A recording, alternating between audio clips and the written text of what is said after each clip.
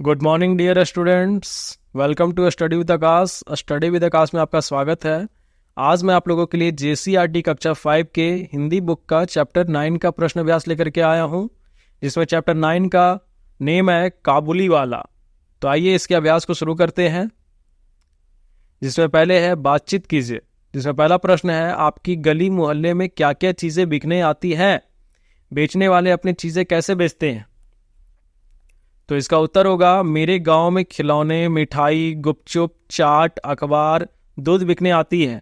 बेचने वाला जोर से आवाजें लगाकर उन्हें बेचता है।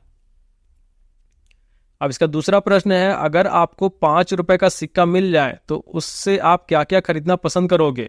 तो इसका उत्तर होगा, मैं मिठाई, चॉकलेट, पेंसिल खरीदना पसंद करूंगा। तीसरा प्रश्न है, लड़की शादी के बाद कहाँ जाती है? वहां कौन कौन से नए रिश्ते बनते हैं? तो इसका उत्तर होगा, लड़की शादी के बाद अपने ससुराल जाती है। वहां सास, ससुर, पति, देवर, ननद रिश्ते बनते हैं। अब इसका चौथा प्रश्न है, दुल्हन की पोशाक और गहने कैसे होते हैं? लिखें।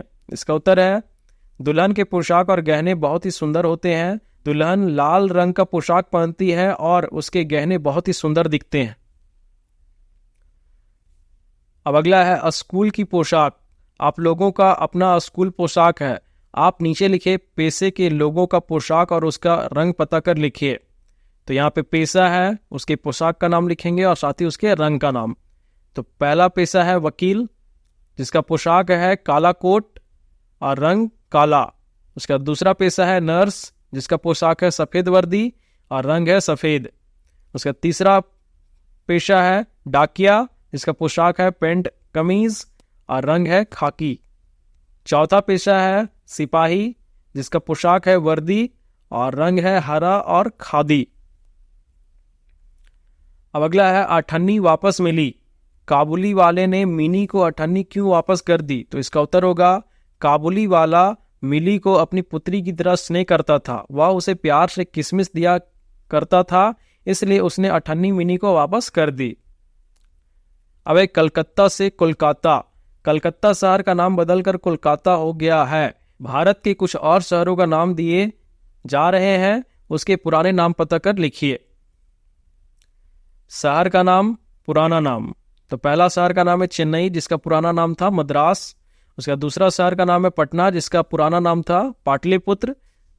तीसरा शहर का नाम है मेदिनीनगर, जिसका पुराना नाम था डाल्टनगंज।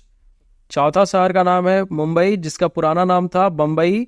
पांचवा शहर का नाम है बेंगलुरु, जिसका पुराना नाम था बैंगलोर। अब है काबुली का नाम। काबुल में काबुली कहलाता है। बताइए नीचे लिखे देशों में रहने वाले क्या कहलाते हैं? तो चीन में रहने वाले चीनी, हिंदुस्तान में रहने वाले हिंदुस्तानी, रूस में रहने वाले रूसी, नेपाल में रहने वाले नेपाली, जापान में रहने वाले जापानी, अमेरिका में रहने वाले अमेरिकन। अब एक कहानी से पहला प्रश्न है, मिनी की दोस्ती काबुली वाले से कैसे हुई? वह मिनी को इतना क्यों चाहता था? तो इसका उत्तर होगा, काबुली वाला मिनी को बादाम और किशमिश दिया करता था। इस तरह उसकी दोस्ती हुई। वह मिनी को अपनी बेटी की तरह प्यार करता था, क्योंकि उसकी भी बेटी मिनी की उम्र की ही थी। अब इसका दूसरा प्रश्न है, मिनी को विवाह की पोशाक में देखकर काबुली वाले के मन में क्या क्या विचार उठे होंगे? तो इसका उत्तर होगा, काबुली वाला सोचने लगा कि मेरी पुत्री इतनी बड़ी हो गई, मैंने 8 वर्षों से उसे नहीं देखा। तीसरा प्रश्न है, मिनी के पिता ने रहमत को कहां जाने के लिए कहा? उसने ऐसा क्यों कहा? तो इसका उत्तर होगा, मिनी के पिता ने रहमत को काबुल लौटने के लिए कहा, क्योंकि उसकी भी एक पुत्री थी और वह भी विवाह की योग्य हो गई होगी। यह सोचकर मिनी के पिता ने उन्हें लौटने को कहा। अब अगला है लंबा सा काबुली। कंधे पर मेवों की झोली लटकाए, हाथ में अंगूर की पिटारी लिए एक लंबा सा काबुली धीमी चाल से सड़क पर जा रहा था। रेखांकित शब्द लंबा सा काबुली को ध्यान में रखते हुए खाली जगहों को भरने का प्रयास कीजिए। जिसमें पहला है सुंदर सा भवन, दूसरा है छोटा सा घोंसला, तीसरा है थोड़ा सा चावल, चौथा है सुंदर सी परी, पांचवा है छोटी सी लड़की और छठा है थोड़ी सी दाल। अब अगला है कैसे होती है वर्षा? भोला कहता है आकाश में हाथी सूंड से पानी फेंकता है, इसी से वर्षा होती है। इस बात पर कक्षा में आपस में चर्चा कीजिए और पता कीजिए वास्तव में वर्षा कैसे होती है। तो इसका उत्तर होगा जल गर्म होकर वाष्प बनकर ऊपर उठता है और ऊपर जाकर वह संघनित होकर बादल बनता है। फिर धीरे धीरे बादल ठंडा होकर वापस बूंदों के रूप में बरसता है, जिसे वर्षा कहते हैं।